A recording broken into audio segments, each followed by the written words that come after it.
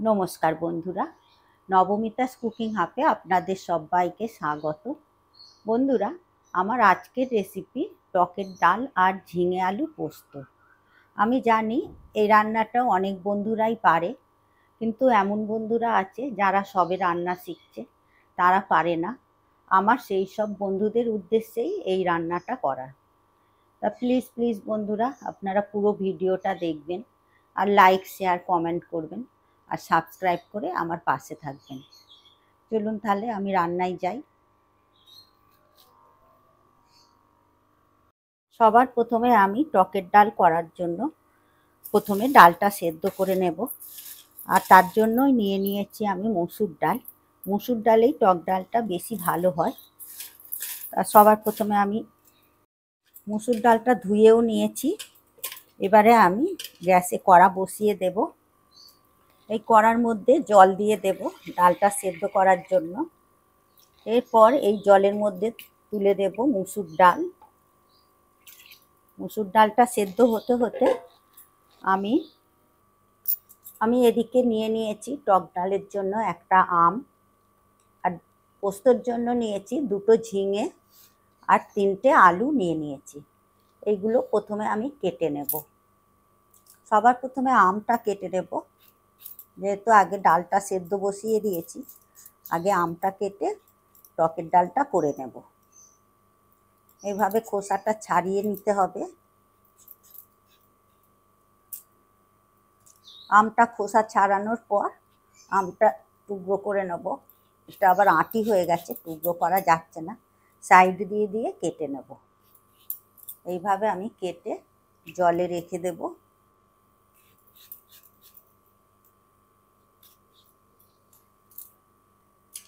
আমটা ধুয়ে একটা বাটির মধ্যে নিয়ে নেব।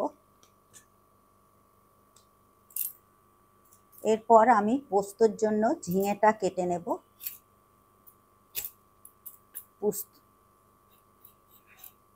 ঝিঙের খোসাটা এইভাবে ছাড়িয়ে নিতে হবে।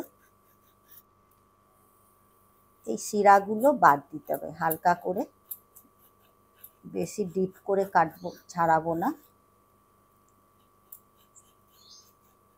কারণ ঝিঙে খুব নরম একটা সবজি। এই শিরাগুলো বাদ দিয়ে দিতে হবে।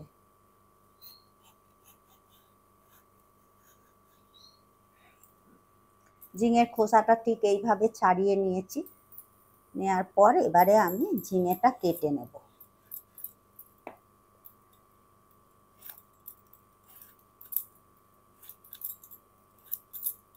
এইভাবে আমি ঝিঙেটা কেটে নেব। কেটে জলের মধ্যে রেখে দেব। ঝিঙেটা কেটে নেওয়ার পর জল থেকে ধুয়ে তুলে নেব।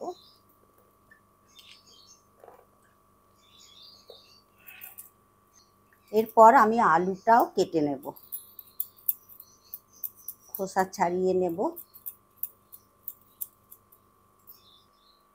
খোসা ছাড়ানোর পর আলুটা আমি ডুমো ডুমো করে কেটে নেব।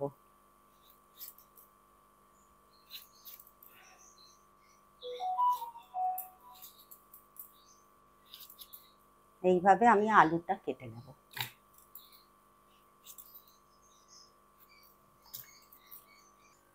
এদিকে ডালটাও ফুটে গেছে। ডাল থেকে এই ফেনাগুলো তুলে নিতে হবে। এইগুলো ডালের ময়লা, এই ময়লাগুলো তুলে নিতে হবে। এরপর আমি পোস্তটা বেটে নেওয়ার জন্য মিক্সিং জার নিয়ে নিই। এর মধ্যেই নিয়ে নেব পোস্ত, আর এই পোস্তর সাথেই বেটে নেব 4টে কাঁচা লঙ্কা। ঝালটা আপনারা যে যেমন পছন্দ করেন সেই মতনই দেবেন। জল দিয়ে বেটে নেব। এদিকে ডাল সেদ্ধ হয়ে গেছে। এবারে আমি ডালটা নামিয়ে নেব। ডাল ঢেলে কড়াটা ধুয়েও নিয়েছি। এই কড়ার মধ্যে দিয়ে দেব সর্ষের তেল ফোড়নের জন্য। তেল গরম হয়ে গেছে। এই তেলের মধ্যে দিয়ে দেব কালো সর্ষে, আর দিয়ে দেব একটা শুকনো লঙ্কা। লঙ্কাটা ছিঁড়ে দিয়ে দেব। এরপর এর মধ্যে দিয়ে দেব আমটা একটু ভেজে নেব। এই আমের মধ্যে দিয়ে দেব স্বাদ অনুযায়ী লবণ, লবণ দিয়ে একটু ভেজে নেব। লবণ দিয়ে কয়েক সেকেন্ড ভেজে নেওয়ার পর এবারে দিয়ে দেব হলুদ গুঁড়ো। হলুদ গুঁড়োটা দিয়েও একটু নেড়ে নেব।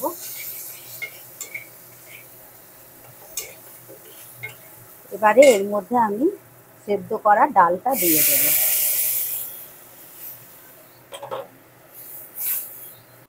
এরপর এতে দিয়ে দেব সামান্য একটু চিনি, খুব বেশি চিনি দেব না, চিনিটা দিলে খুব সুন্দর টেস্ট আসবে।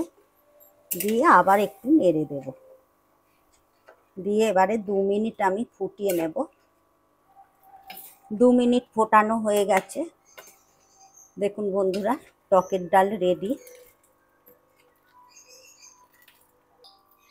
ঢেলে নেব একটা বাটির মধ্যে।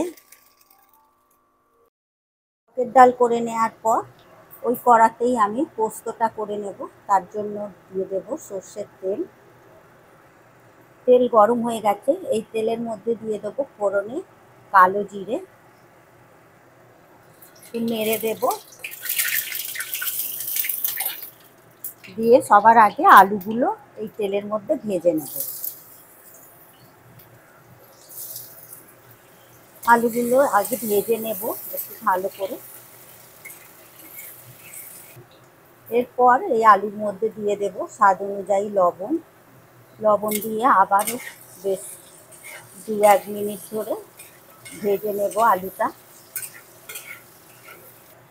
এরপর এই আলুর মধ্যে দিয়ে দেব সামান্য একটু হলুদ গুঁড়ো। এরপর দিয়ে দেব এর মধ্যে বেটে রাখা পোস্ত। 1 মিনিটের মধ্যে পোস্তটা দিয়ে একটু নেড়ে নেব। এরপর আমি দিয়ে দেব ঝিঙে। ঝিঙে দিলে আর কষা যাবে না, কারণ ঝিঙেতে কষতে গেলেই জল বেরিয়ে যাবে। আমি লবণটাও দিয়ে দিয়েছি। এবারে আমি ঝিঙে আলু পোস্ত 2 মিনিট ধরে একটু কষে নেব। এরপর আমি পোস্তর বাটিটা ধুয়ে জল দিয়ে দেব। জল দেওয়ার পর এবারে একটু নেড়ে দেব ভালো করে, পোস্তর সাথে ভালো করে মিশিয়ে দেব। এতে আর বেশি জল দেব না। ঝিঙে সেদ্ধ হতে বেশি সময় লাগে না, তাছাড়া ঝিঙে দিয়েও জল বেরোবে। এরপর আমি চাপা দিয়ে রান্নাটা হতে দেব। 3-4 মিনিট পর ঢাকনা খুলে দেখে নেব।